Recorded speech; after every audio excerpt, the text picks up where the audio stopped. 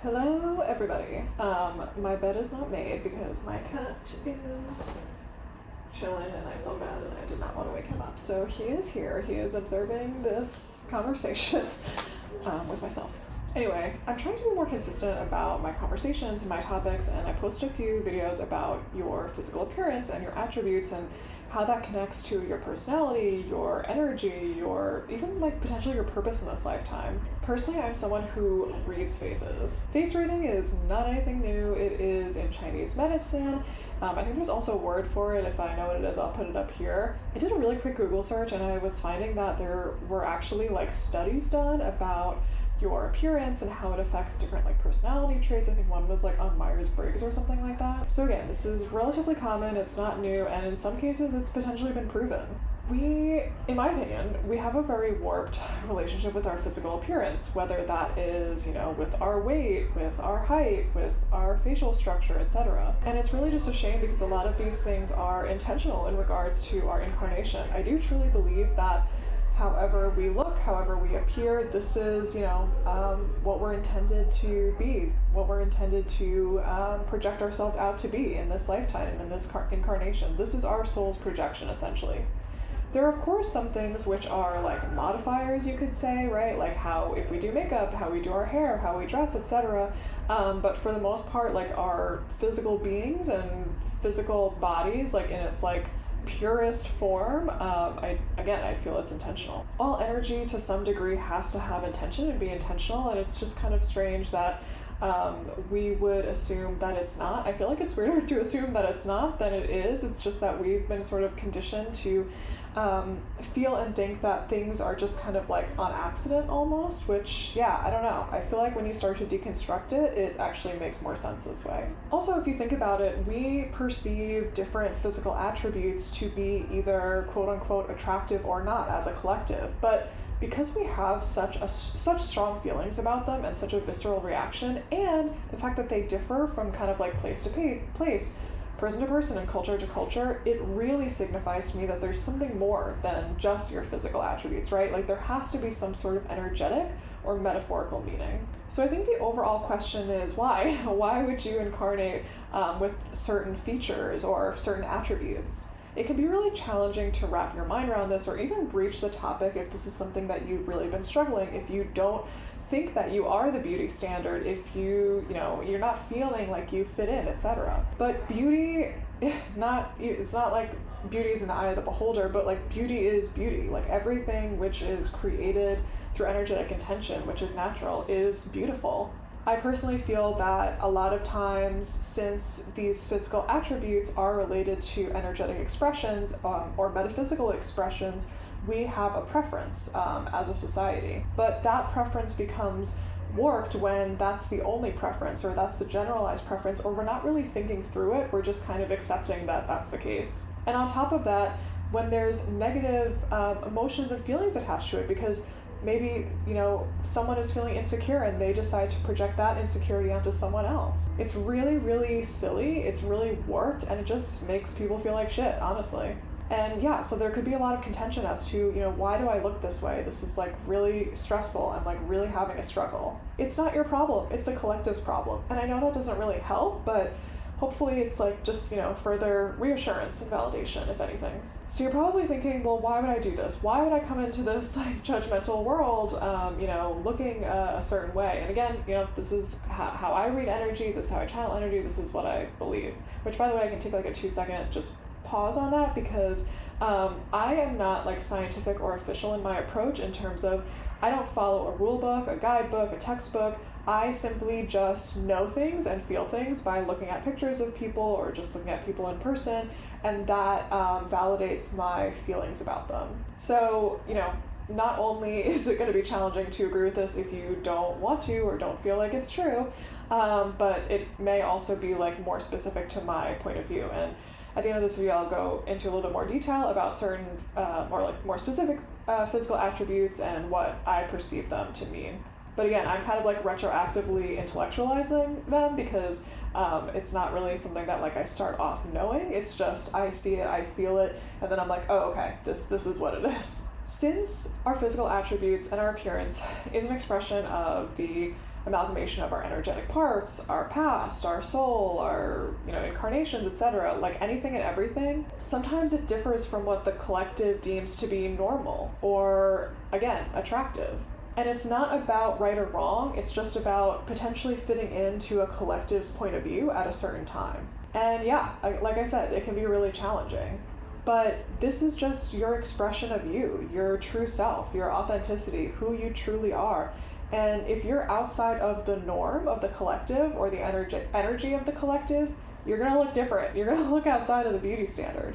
This is the energy that you're intending to bring in to this collective, and not everybody is going to be the same. Not everyone's going to look the same. Like, that's just not the point. It would be quite boring if we were all the same, and honestly, we would probably find something else to pick on ourselves or others about at the end of the day. It is really a shame when I, discover people who really feel so insecure about themselves because they are getting this hate and this backlash, and they are forced into this kind of modification, because not only are they just modifying their physical features, but this can have an effect on their energy, and it can kind of be like a chicken or the egg type of thing. But because your energy is attached to your physical features, it can be kind of like this contentious situation where, if I were to read somebody's physical self, it may feel different from their energetic self, or in a worst case scenario, their energetic self may be so unique and beautiful, and it's being shown in a way that is not like the perceived beauty standard. And therefore, not only are they shifting their physical appearance, but they're shifting their energy as well.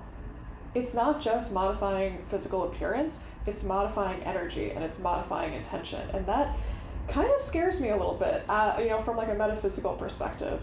But there truly is no hate and judgment, because I completely get it, right? Like, if I was in my egoic self in a situation where like I needed to survive, I needed to thrive, and I was going to modify myself to fit this mold, like, oh my gosh, first of all, I wear makeup, I have my hair dyed, and, there are things that, like, I consider myself, because for what I am doing, integrating into the collective and, like, kind of being a part of this beauty standard is probably very apparent or integral for my success, and I totally acknowledge that, and I know that's what other people are doing as well. So, I think it's not a black or white type of thing, but it's about the relationship that we have with it, or perhaps even how extreme we go with it. But at the end of the day, like I said, I get it. I understand it from like an individual and egoic perspective, but it's harmful for me and challenging, like, from a collective level for the type of work that I do, because I see and understand how much deeper it goes and how impactful and potentially harmful it could be.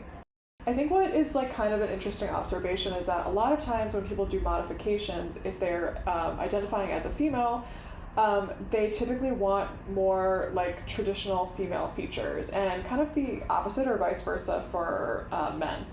And it's really a shame because, if, for example, I am a female and I'm supposed to have either like more divine masculine energy in this lifetime, or just like more, I don't know, interesting, different energetic characteristics, and I'm kind of like modifying myself to be, again, part of this standard, I'm losing the point, right? Like, I'm losing the point of this intentional incarnation, and I just want people to be aware of this and not lose this essence. Like, it's not perfect, it's probably never going to be perfect, even though I hope, one day it is.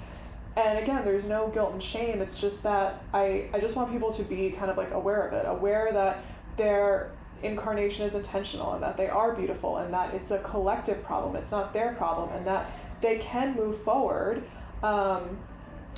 being their authentic self, and be loved, and feel beautiful, and receive this beautiful recognition from the collective, because people who are outside of the beauty standard, they do it, like, they really do. And I do feel like, even though you feel like you didn't ask for it, part of the responsibility of these people is to kind of like bridge the gap and change and evolve the collective, and bring forward this new evolution period of acceptance. Or maybe it's just a byproduct, I don't know. So, just something to consider at the end of the day.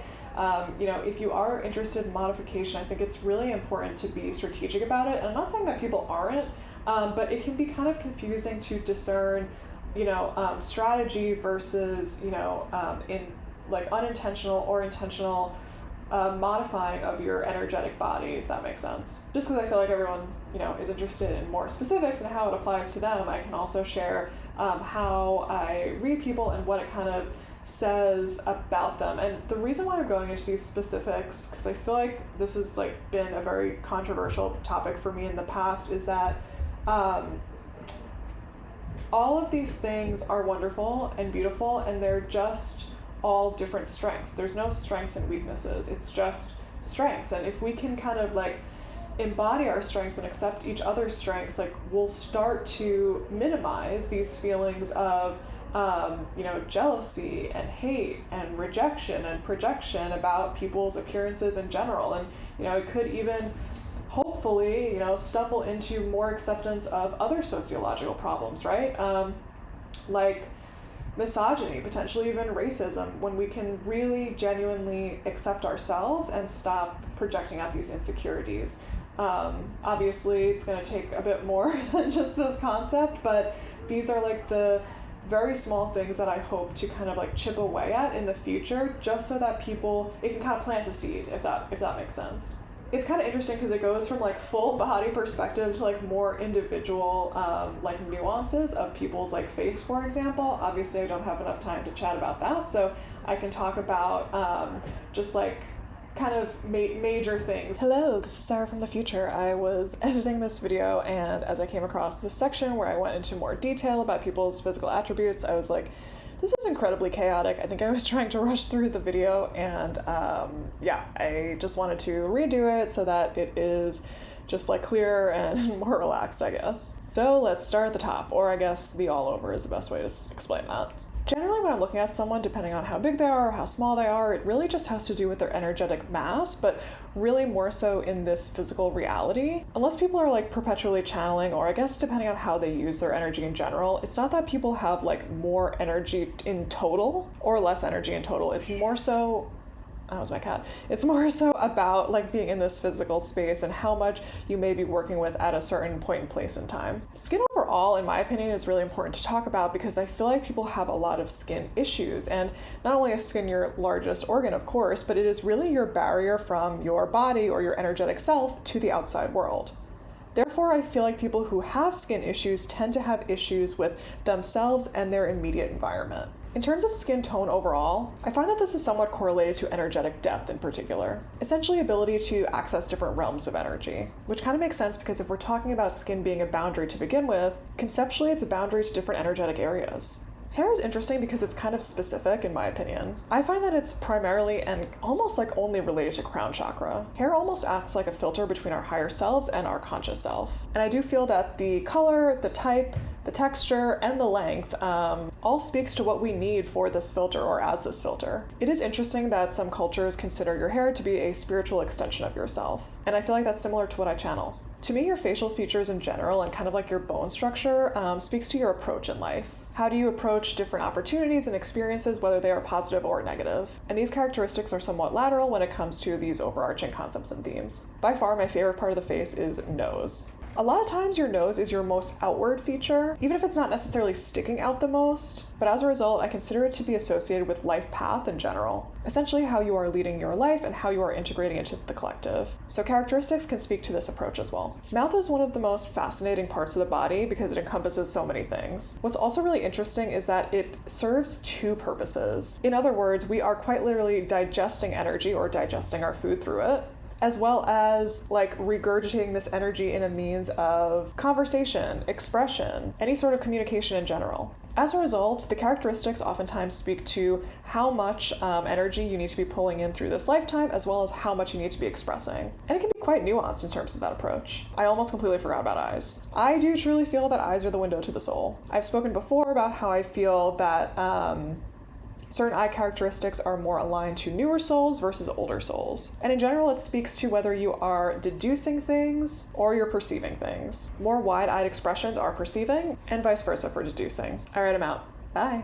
I really need to hammer down the point that this is intended to celebrate people's uniqueness and their strengths, and I just hope that as a collective we can start to see ourselves and the world like this. And if you don't agree with this, that is totally fine. This is just how I digest and understand information, like anyone else. Everyone has their own ways of viewing and comprehending the world. So be smart with your decisions about your physical self. Hopefully this can help you align and integrate maybe some interesting learnings, or just think a little bit differently about yourself and other people in general.